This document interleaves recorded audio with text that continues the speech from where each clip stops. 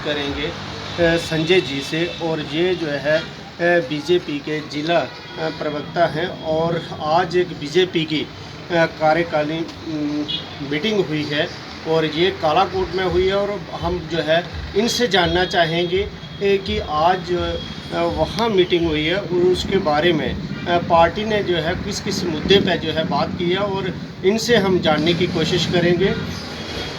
Sir नमस्कार, हमारे channel पर जुड़ने के लिए। आज जो कार्यकारिणी मीटिंग हुई है वहाँ कालाकोट में, और उसमें किस किस मुद्दे पर जो है आपकी बात हुई है वहाँ? देखिए, कार्यकारिणी जो है एक पार्टी का मेन कार्यप्रणाली जो है वो कार्यकारिणी होती है। प्रत्येक 3 माह के बाद जो है वो देश में जो राष्ट्रीय कार्यकारिणी होती है, उसके बाद प्रदेश की कार्यकारिणी होती है और उसके बाद जिला की कार्यकारिणी होती है। तो पिछले 1 वर्ष से जो कोरोना काल चल रहा था, उसकी वजह से हमारी जो कार्यकारिणी है वो नहीं हो पा रही थी।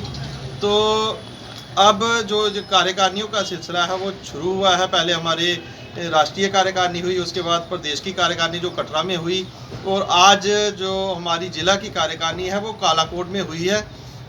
जो कार्यकारिणी होती है उसमें जो अपने पिछले 3 माह का जो ब्यौरा है वो मंडल अध्यक्ष और सभी मोर्चों के अध्यक्ष रखते हैं, और उसमें मुख्य जो बात होती है वो एक रेजोल्यूशन जो है वो पार्टी के कार्यकर्ताओं द्वारा लाया जाता है, उसको उसमें पढ़ा जाता है और उसमें सभी की राय ली जाती है। जो आज का रेजोल्यूशन था वो मुख्यतः जब कालाकोट में हमारी कार्यकारिणी हो रही थी तो कालाकोट की समस्याओं के ऊपर केंद्रित था।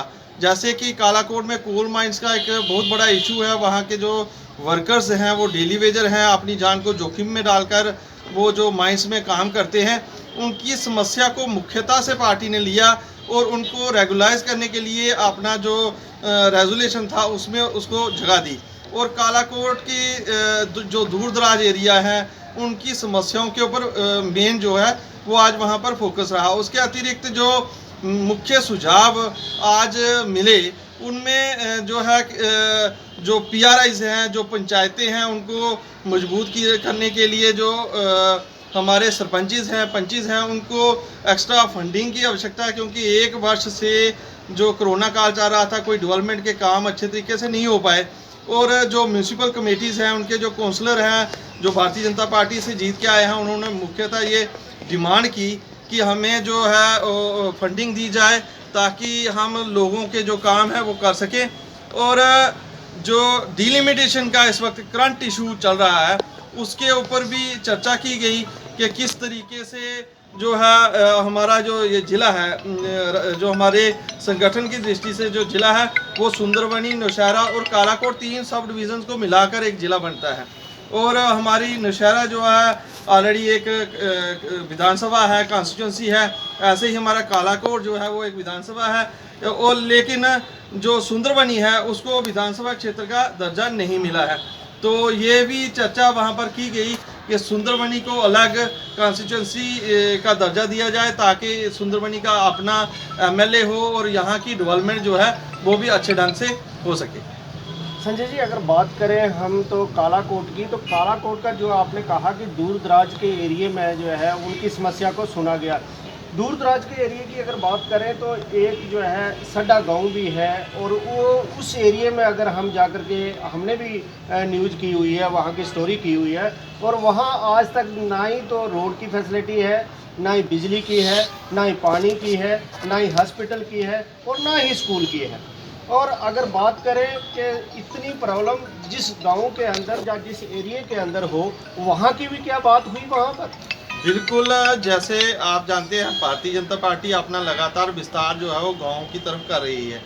तो जो हमारे वहाँ के लोकल जो हमारी इकाई होती है वो मंडल की इकाई होती है, बूथ की इकाई होती है। जो मंडल है वो लगभग 10 बूथ पे बनाए जा रहे हैं। कालाकोट में इस बात पे भी चर्चा हुई कि एक मंडल में अभी तक कोई 37 बूथ है, और रेजोल्यूशन में उसको जगह दी गई कि अगली बार वो उसको कम करके उसके 2 जो मंडल बनाए जाएं।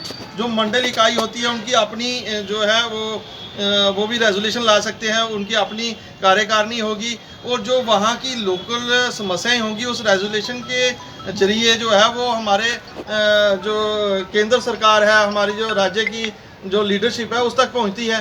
तो ऐसे ही जो समस्याएं ध्यान में आती हैं और उनका निवारण भी होता है। और लगातार जो मोदी सरकार है वो गाँव के विकास की ओर ध्यान दे रही हैं। आप देखिए सबसे मुख्य जो परेशानी होती है वो पानी की रहती है, और मोदी सरकार ने 2022 तक जो है हर घर में साफ पानी, पीने के पानी की जो है वायदा किया हुआ है। उस पर जल मिशन, जल शक्ति मिशन जो एक नया डिपार्टमेंट बना दिया गया है, उस पर कार्य हो रहा है। और बिजली का जो है वो लगभग समस्या का समाधान हो चुका है। रोड कनेक्टिविटी पे बहुत ज़्यादा ध्यान दिया जा रहा है। ऐसे सारी समस्या। आपको थोड़ी देर के लिए रोकेंगे और आपसे जानना चाहेंगे कि एक तरफ जो है हर डिपार्टमेंट जो है वो कहीं ना कहीं स्ट्राइक पे खड़ा है। अगर बिजली की बात करें, बिजली वाले स्ट्राइक पे हैं। अगर पानी की बात करें, वो पानी वाले स्ट्राइक पे हैं। अगर रोड की बात करें, वो स्ट्राइक पे हैं। अगर ट्रांसपोर्टर की बात करें, वो स्ट्राइक पे हैं। अगर हम और भी टीचरों की बात करते हैं, वो स्ट्राइक पे हैं। अब जो है तुरंत जो है अभी इस देश की बात करें तो डीडीसी इलेक्शन जो है हो चुके हैं, और डीडीसी इलेक्शन होने के बाद लोगों को काफ़ी उम्मीदें थी, और डीडीसी भी जो है वो भी अब स्ट्राइक पर चले गए हैं। अब बीजेपी के पास और कौन से और मुद्दे हैं जो लोगों को ऐसा सुझाव देंगे और इन लोगों को समझाने की कोशिश करेंगे, और या इन लोगों से और भी कोई झूठ बचे हैं जो कि बीजेपी अब इनके काम करेगी, झूठ बोल करके जो लोगों के दिलों में एक शक पड़ा हुआ है कि बीजेपी जो है अक्सर झूठ बोल करके लोगों से वोट बटोर करके और लास्ट में जो है लोगों को स्ट्राइक पर खड़ा होना पड़ता है। इस पर आप क्या बोलें? आपने एक ही बात में बहुत सारे प्रश्न किए हैं, मैं एक एक करके उनके जवाब देना चाहूँगा। देखिए पीएचई के डेली वेजेस जो स्ट्राइक पर हैं, वो जब से भारतीय जनता पार्टी की सरकार है, एक भी डेली वेजर नहीं लगाया गया है। पिछली सरकारों ने चाहे पीएचई में हो, पीडीडी में हो, बिजली विभाग में हो, या किसी भी डिपार्टमेंट में जो रहबरे तालीम या जो शिक्षा में लगाए थे, वो सारा पिछली सरकारों का एक उन्होंने बनाया हुआ था कि कम पैसे दे के लोगों से काम निकालना है। लेकिन यहाँ एसपीओ की आप भूल गए हैं। आप सवाल कर रहे थे, एसपीओ को 3000 रुपये में ड्यूटी करनी पड़ती थी। आपने देखा मोदी सरकार आने के बाद एसपीओ की तनख्वाहों को बढ़ाया गया। जो पीएचई के डेली वेजर्स थे उनको 3500 रुपये से 6700 रुपये पर लाया गया, और उनको आगे रेगुलाइज करने के लिए ऑनलाइन उनको किया गया। ये प्रोसेस है जो धीरे धीरे चल रहा है। वो ये जो नियुक्तियां थी वो केवल अपने वोट बटोरने के लिए की जाती थी। लोगों को लगा दिया ये मेरे वर्कर हैं, 10-20 लगा दिए पीएचई में डेली वेजर।